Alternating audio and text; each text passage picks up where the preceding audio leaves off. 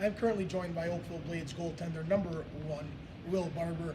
And Will, your second shutout of the season, I believe one against was Buffalo 9-0, and now this one here against the Toronto Junior Canadiens at home.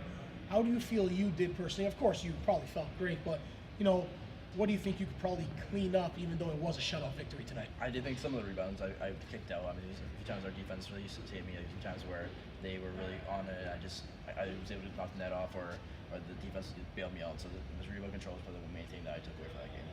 And another victory, 10 victories of the season. You got a fair share for yourself.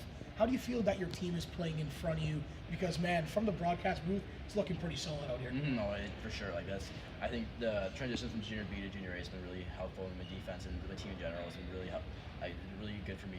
In fact, I'm seeing pucks, helping me see pucks, directing traffic out of the way, and just helping me as a goalie in general, and helping us get wins in general. So it's been great. The relationship between you and Chris seems pretty strong, pretty solid, pushing yourselves, both of you, in order to get starts. What can you say that Chris has helped you with since coming from Sarnia in Junior B to here now Oakville? I think just positionally wise, just certain tweaks, everything like that. I think just learning the ropes of the league, and just shooters and stuff like that. It's been helpful to me in general. Moving forward, what can you see? Of course, the goaltender usually has the best vision of the game in front of you.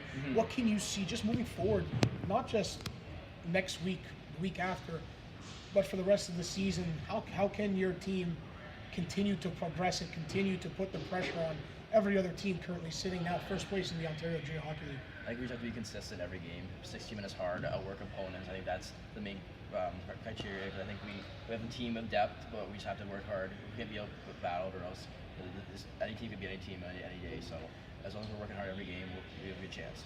The so-called fourth line, Burles, Doggett, and McEwen, let me tell you, not a fourth line in my eyes. They continue to get points. How important is it?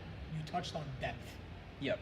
So I think you said, as you said, our fourth line could be the first or second line any other team. That's the thing. I think they create a spark for us. I think every single day there's someone else going a different day. So it's just great that we have that depth. That if some guys aren't going, other guys can pick us up. So that's what I think has been crucial for us in winning games. I think if we can continue to do that throughout the year, then we'll be successful.